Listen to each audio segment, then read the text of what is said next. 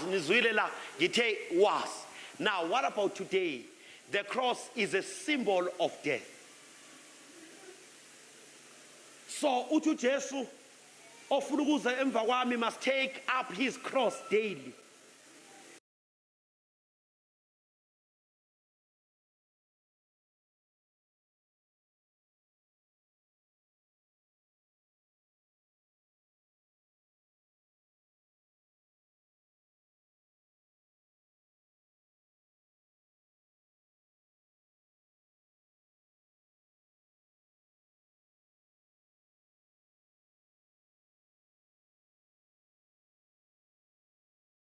The cross is a symbol of death.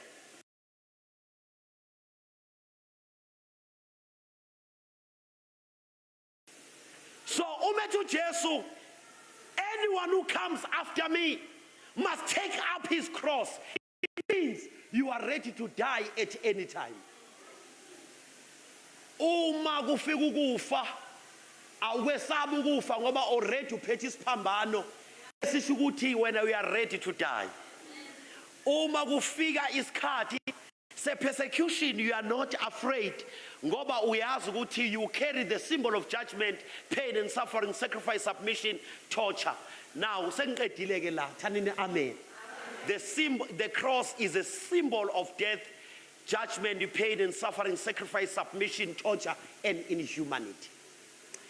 Now ozanami, the cross is a monument. Significant, it means significant event, a meaningful contribution, a high cost of procurement. Isiphambano as a monument, njengesikhumbuzo. Isiphambano sisho the event that was so special and significant. Isiphambano is a reminder of the meaningful contribution of Jesus Christ. The cross, again, it's as a monument, is a symbol of high cost of procurement. Now, again, lasting effect. Once wafika esiphambanweni ngeke uhlale unjalo. You will be transformed because it's a lasting effect. Ingakho 2024 years ago, uJesu Christ elengesiphambano nanamhlanje sakhuluma ngesiphambano. Amen. It's a testimonial of greatness. Isiphambano ezamdala. Isiphambano ubufakazi obukhulu obenziwa uChrist esiphambanweni. The testimonial of greatness. Uma ufuna ukwazi ngobufakazi bazalwane, uJesu owafa elengela izono zethu, a reminder of our indebtedness. Ngabe mazi sikhunjuzwa ukuthi siyakweleta. Isiphambano njalo.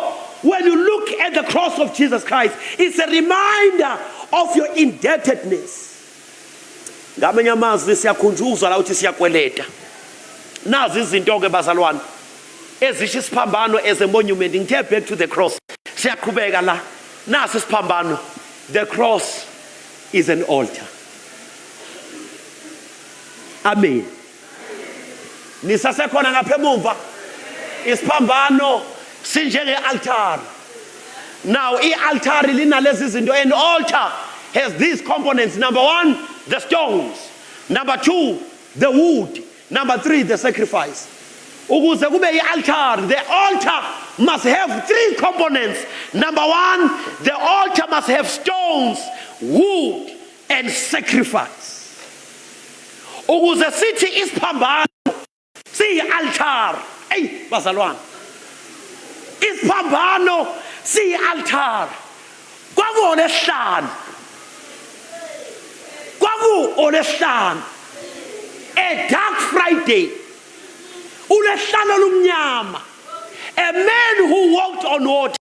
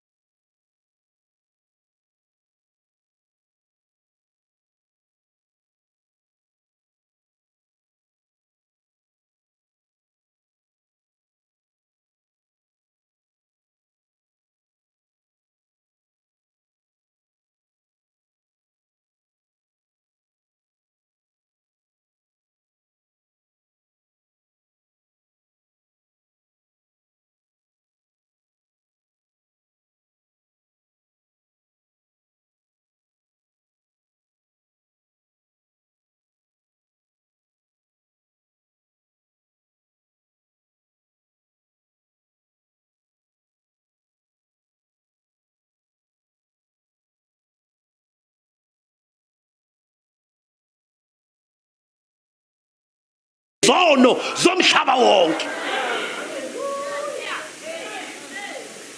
The reason why it is called the Mount of Skull, historically David stood with the skull of Goliath. Amen. Kuthe uma esesuka entabeni engena eJerusalem, Pastor Maraja, you were there most eJerusalem.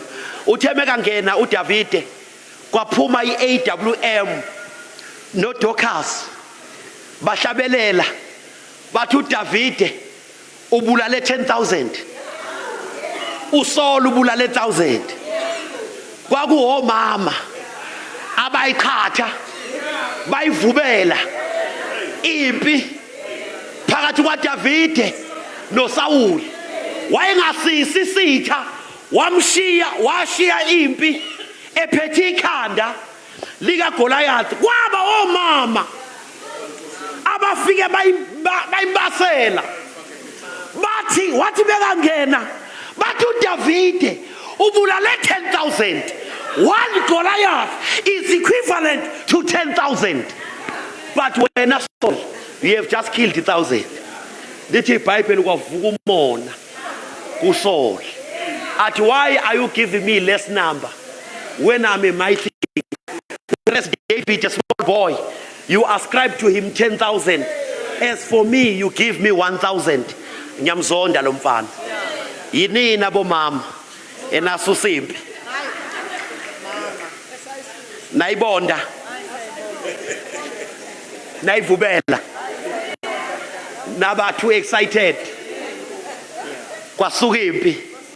Wamgijimisa waze wafinyelela la bahlukana khona. They've never met after that.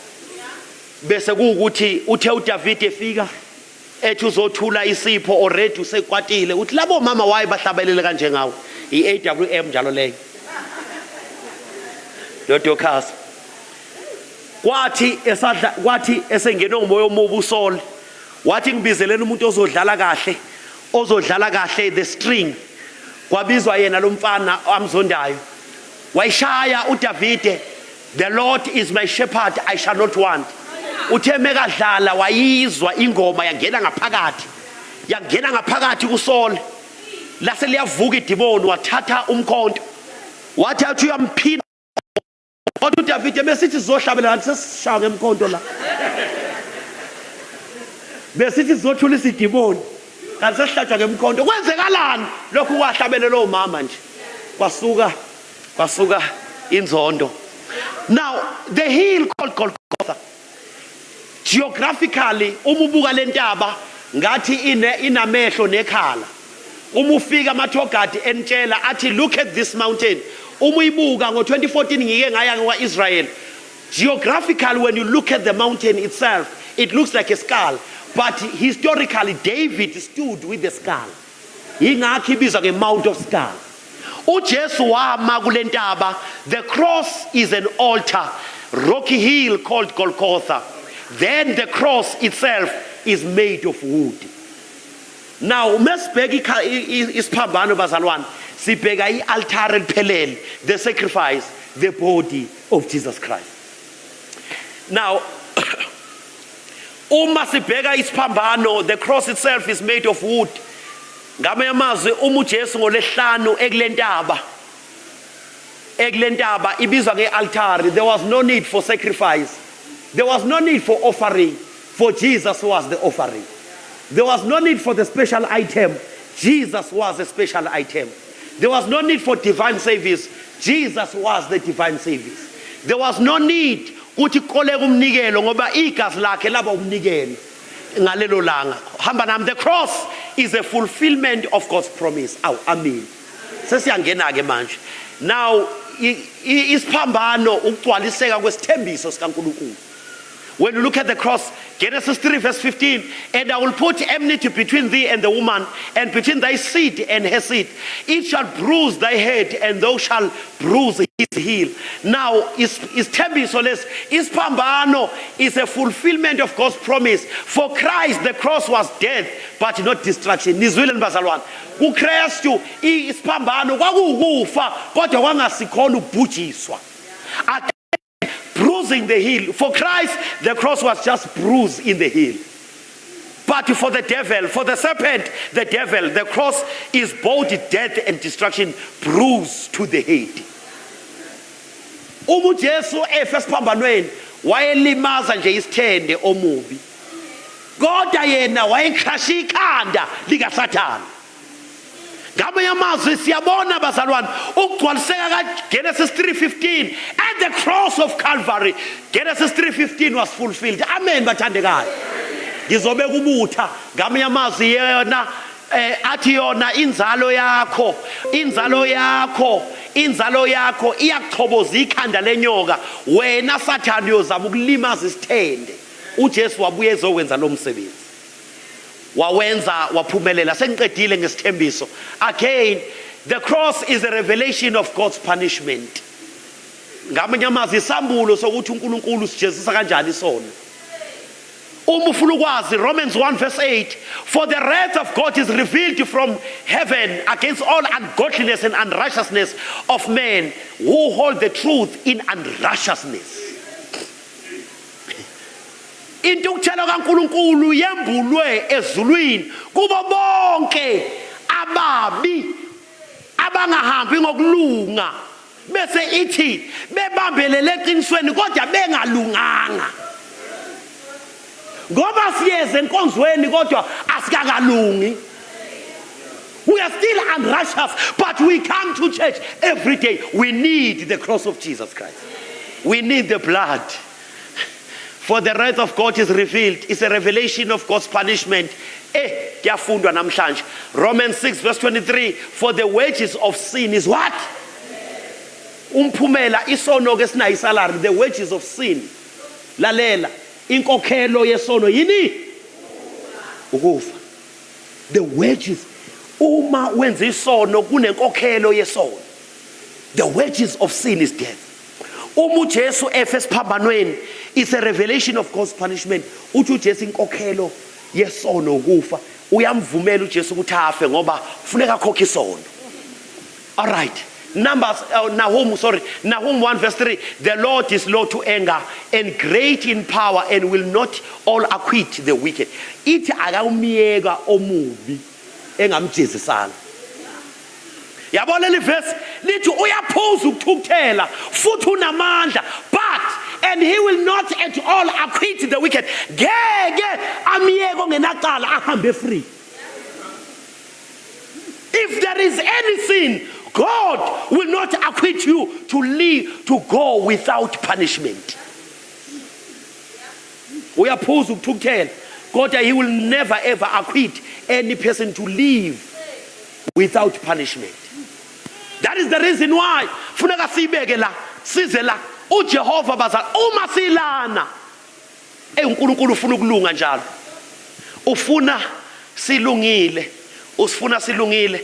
God despises sin to the uttermost and reveals his anger at sin through the use of the cross. Uthi uJesu Kristu uthi uNkulunkulu ngiyazonda isono. Yingakho when Jesus Christ was dying, my sister, God turned his back from the cross. Kwabamnyama, and Christ felt the separation. When Jesus is dying at the cross, because he has become sin, and God turns his back from sin, uJesu feels the pain. My God, why have you forsaken me? Nkulunkulu wami ungishiyelani? Umshiyela ukuthi God cannot behold sin, but he loves sinners. He loves sinners. Ngabe mazi uzonda isono kodwa uthanda izoni. Amen.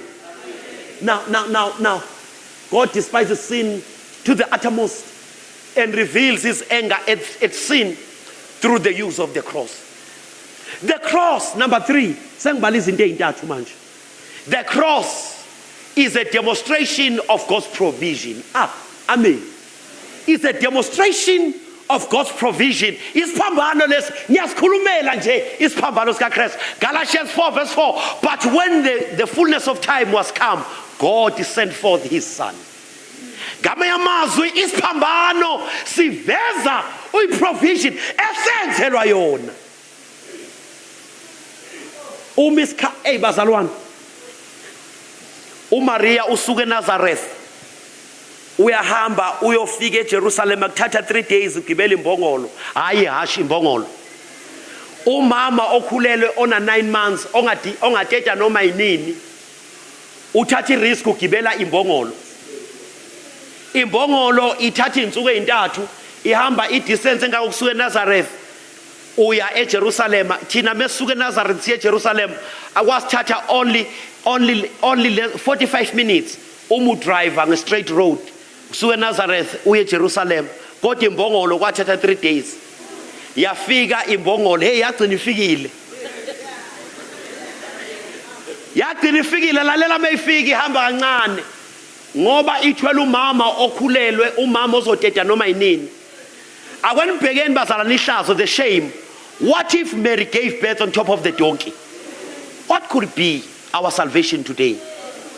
Kodwa uNkulunkulu wayibamba lento. Uthe mekafika wafika sekugcwele onke amahotela segcwele, wathi yagogo uJoseph, imali sinayo shorting ngemali, sicela indawo yokulala yehambi. Room bathi indawo zonke seyigcwele, there is no room. Kwavuka ingoma ye King Messengers, there was no room in the inn. There was no room in the inn for Jesus my Lord. Wagogo uJoseph sicela indawo, wathi lona sekushonilanga. What is the inner keeper? All the guest houses are full. Kodwa indawo evulekile isibaya. Nginenzela umusa ngizolala namhlanje nesibayeni. Nivuke kusasa nibalwe lapha ya nihambe nibuyele ekhaya. Uthi uJoseph no Mary sibonga sona isibaya ke ngoba sekuhlwile. They went to the manger. When they arrived there, kukhona amadonki, kukhona amakamela, kukhona izimvu, kukhona imbuzi, kukhona imbongolo. Bafika they opened the crawl manual. Bavula umquba la abazolala khona akunamaduveti. The cross is a demonstration of God's provision. Bavula the crawl manual balala. At the fullness of time. Amen. Galatians 4 verse 4. But when the fullness of time was come, wathi phakathi nobusuku uMary uzwa ama labor pains. Khona la uthi Joseph akambiza uthi Joseph, uthi Jose, I feel the labor pains. Uthi Joseph, ungeke ulindeni ukuze kuse. Ngeke phela uthi ungatetela la umntwana. Uthi awubambe kancane, ungawabamba nama labor pains. Lalelani ke na imfihlakalo. When Mary was giving birth, it was the son on the womb that was sustaining the mother. Umntwana eswini uyena onikeza umama ioxygen and carbon dioxide. Operator kwi-womb. Ngesikhathi umama ephusha ingane yenelekelela umama ukuthi aphushe. The cross is a demonstration of God's provision. Ngesikhathi ebeletha umntwana emthatha emsonga embeka engalweni ithi ngoma, Mary, did you know that when you are kissing your baby boy, we are kissing the face of God? Athu Timothy incandweni ukuthi nathi engathi sibambe into eziningi. Uthi uTimothy incandweni lwaseSwazini uthi Maria wawungazi ukuthi uphethe ikhehle elidala.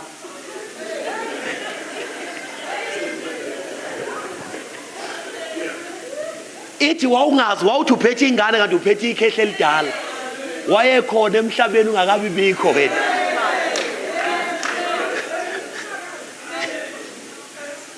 Amen. Hey bazalwane. Khona kodwa bazalwane bathi kodwa sigcina we are not going deeper on the issues of salvation. Now the child is older than the mother. but equal to his Father in heaven. Uma esethethe umntwana, the wise men are following the star. Uthi obhala kahle, it was not a phenomenon. It was not a fixed star, but it was a band of angels leading the wise men.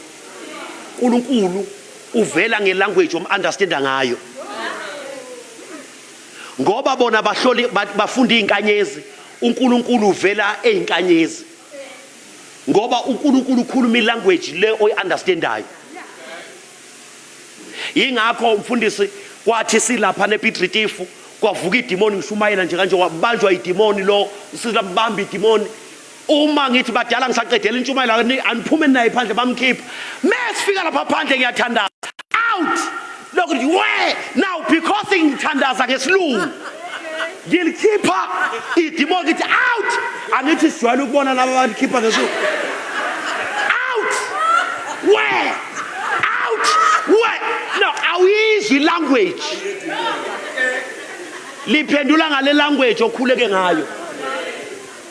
Angithi ngithi out lithi ngoba lokho lathi kwe akathi kwe uthi where must I go? Ngashinja ngathi phuma kwe lathi yephi awukanti iyakhuluma lento. Sekuphela 30 minutes out where out phuma kuthi ngiyephi. uNkulunkulu ukhuluma ilanguage oyiunderstandayo. That is the reason why it Desire of Ages, page 34, iti lestaphuno, the lesson must be given to humanity with the language of humanity. Contextualization. Iti isifundo asilethwe ebantwini ngolimi lwabantu. Now, uma angiyeke indaba yedemoni laphuma bazali kwathi uma ngithi phuma la ngathi phuma lathi ngiyephi ngathi mina hamba uye emanzini edanyini lithi angisile idemoni ledamu mina angiye emadanyini ngathi phuma lathi ngiyephi lathi ngathi mina yehlathini ayithi namahlathi lePitritifu yehlathini lathi angisile idemoni lehlathi mina. Now akunanguluba ngithi yabo usebusuku inguluba zikho ngangithume ingulube izile kwasekuvuka lento ngathi alingene kuwo wonke umuntu konke okungcolile okula endlini ungihamba nebandla lasePitritifu ngiyalikhipha manje idemoni lalelani badala bafundi badala lizo idemoni ngiyalikhipha lifuna indawo yokungena uma kukhona into ongcolile lapha phakathi kwethu la alingene kuyi ngeza khala umdala hayi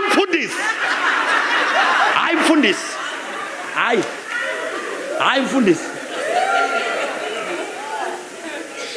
sesilwe nalo kuyoshaya u12 usendlulile u12 alifuna ukuphuma.